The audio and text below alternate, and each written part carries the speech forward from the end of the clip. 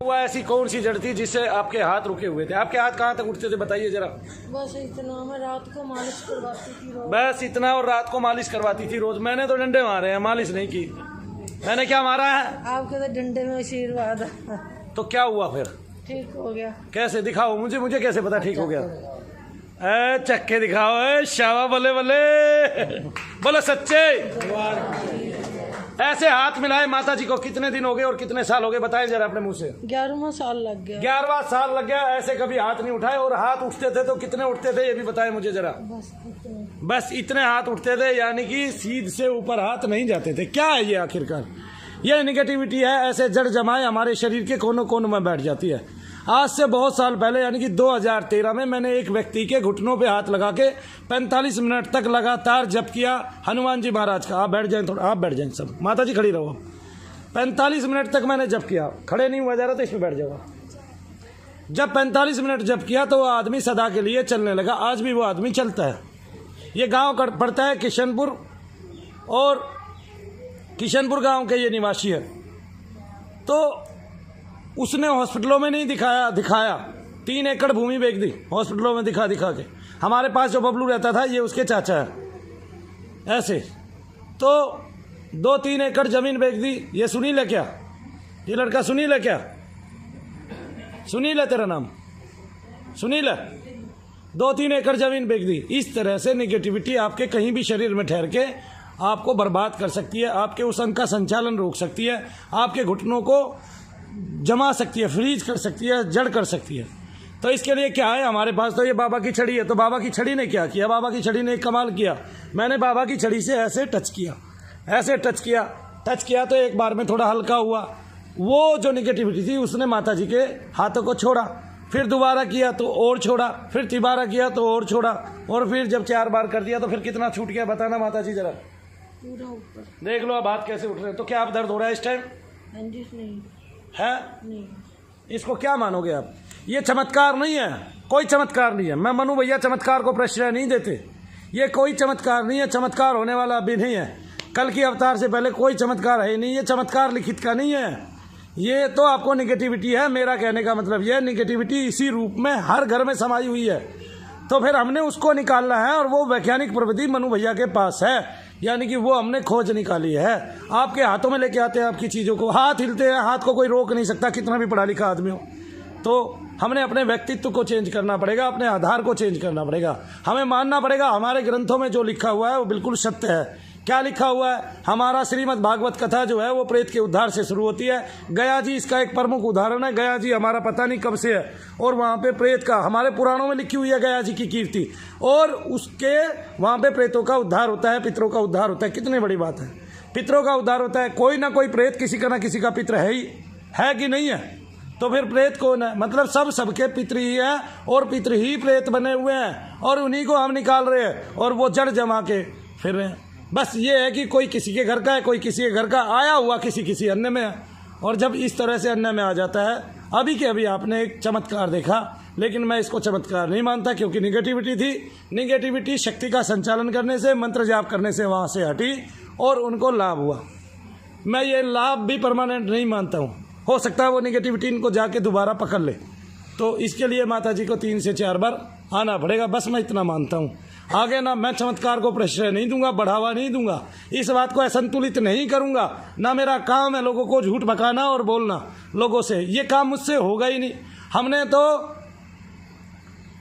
एक कमीना जो है हमारी आत्मा को बुलाता था, हमारी शक्तियों को बुलाता था, हमने तो उसके गुरु की आत्मा को बुला के पीटा।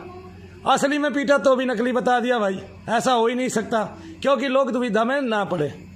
ऐसे क्यों? क्योंकि हमारा काम ही नहीं है। मनु भैया सत्य बोलते हैं, इसलिए हजारों लोगों की भीड़ रोजाना आके चली जाती है ना। और उस गधे से हमारा काम ना कभी रुका है ना कभी रुकेगा। जो भीड़, सबकी भीड़ में बैठ के, सारी भीड़ में बैठ के, सबके बीच में बैठ के काम करते हैं, उनको कोई रोक ही नहीं सकता। हम तो करके दिखा रहे हैं कि नहीं दिखा रहे। और 2 मिनट के लिए नहीं दिखाना हमने उसकी तरह कि 2 मिनट के लिए दिखा दिया, बाकी आदमी लिपटता फिरे। 10 आदमी ठीक हो गए, बाकी सारे के सारे यूं का यूं फिरे, और वो भी लाख रुपए खर्च करके। ठीक है, और हम तो लाख रुपए भी नहीं खर्चवाते। लाख रुपए खर्चवा दिए माता जी आपके? मैं तो जी 1 ट्रक दवाइयों को खा गई, सन 84 से बीमार हूँ। हाथों को उठाने के लिए? हाथों में क्या बताया डॉक्टर ने? हाथों में क्या बताया डॉक्टर ने? वो बोलते अब नहीं ठीक होएंगे। क्यों? अब क्या कहोगे? डॉक्टर क्या डूब के मरेंगे? ऊपर जाने जमीन में गड़ जाएंगे? ऊपर जाने की शर्म से नाक कट जाएगी। बोलते ऊपर जाओ। कैसे हाथ खड़े हुए हैं और कहाँ तक खड़े होते थे बताओ फिर से? इतने से ऊपर नहीं हो पा रहे थे माता जी के हाथ जब मैं खड़े करा रहा था। क्या हुआ अचानक ऐसा? ये ऐसे एक माता नहीं है, ऐसी भारत की बहुत सारी माताएं हैं जो निगेटिव बाधा से ऐसे जड़ी भूत है, जड़ी हुई है। मतलब उनको वो बहुत लंबे समय से रह चुकी है, बहुत लंबे समय से उस निगेटिविटी ने उन पे असर दिखाना स्टार्ट कर रखा है और उसको जमा दिया, फ्रीज कर दिया। आपके घुटने को फ्रीज कर सकते हैं, आपका घुटना कभी नहीं उठेगा, डॉक्टरी उसमें कुछ नहीं आएगा, दवाइयां दे दे के छिक जाएंगे, मर जाएंगे, डॉक्टर परेशान हो जाएगा, मरीज से उकता जाएगा और कह देगा भाग जा दूसरी जगह करा ले, ऐसा भी कह देगा। क्यों? क्योंकि मुझे पता है जब जिसको आराम नहीं पड़ता है वो बार बार आता है, तो हमारे पास ही आता है। लेकिन हम उकताते नहीं है, हम समय देते हैं, कोई माने ना माने, ठीक है, कोई हमारे आचरण को बदल नहीं सकता, लेकिन आप समय पे आएंगे तब। कोई शाम को आएगा, अब कोई सवेरे आके बैठ जाएगा और सवेरे हम नए लोगों को देखेंगे तो नए लोगों की भी तो समस्या है भाई, ठीक है। जितने लोग ठीक हो सकते हैं उतने लोगों को तो ठीक करना है कि नहीं करना है।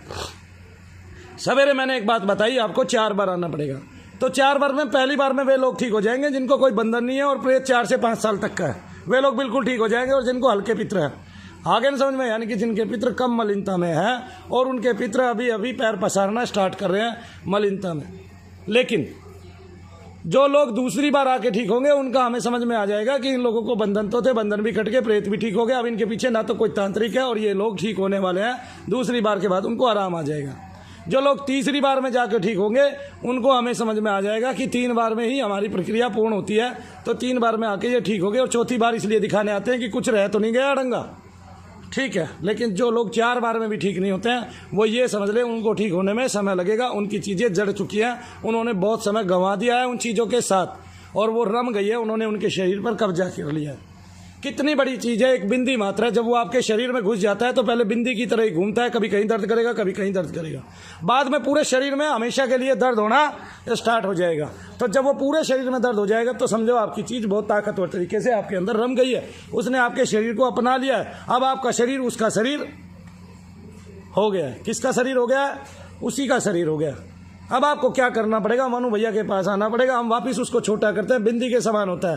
अब वो आपको घूमता दिखाई देता है, फिर वापस कहीं कहीं दर्द होने लगते हैं और फिर हम उसी फॉर्म से उसको बाहर निकालते हैं। और ये सबसे ताकतवर विधि है पूरे संसार की, भारत की। कोई चाहे तो मनु भैया के पास बैठ के सीख सकता है, देख सकता है और कर सकता है। अभी हम नवरात्रों में बहुत सारे मंत्र बताने वाले हैं उन युवाओं को, उन माताओं बहनों को जो कम से कम अपने आप को सुरक्षित करें और दूसरों को भी सुरक्षित करने का आधार तैयार करें। तो इसके लिए हम बहुत सारी साधनाएं बताएंगे, माता की भी साधनाएं बताएंगे, और जिन जिन देवताओं को लेके तांत्रिक लोग क्रिया करते थे और मलिन क्रिया करते थे उन्हीं देवताओं को लेके हम अपनी अच्छी और स्वस्थ क्रिया बताएंगे, ताकि आप उन देवताओं का आशीर्वाद पा सकें और उन देवताओं से आप कल्पना कर सकें, उन देवताओं से आप आशीर्वाद प्राप्त कर सकें कि आपकी निगेटिविटी दूर हो और आपके घर में कुल में इस तरह की निगेटिविटी प्रचार प्रसार में ना आए और देखने में ना आए। तो जय शनिदेव भक्तों, बोलो सच्चे सबसे अच्छे, बोलो शनिदेव। ऐसा लग रहा है कईयों का प्राण ही सूख गया। जय बोलते, बोलो शनिदेव सच्चे, जय जय हो।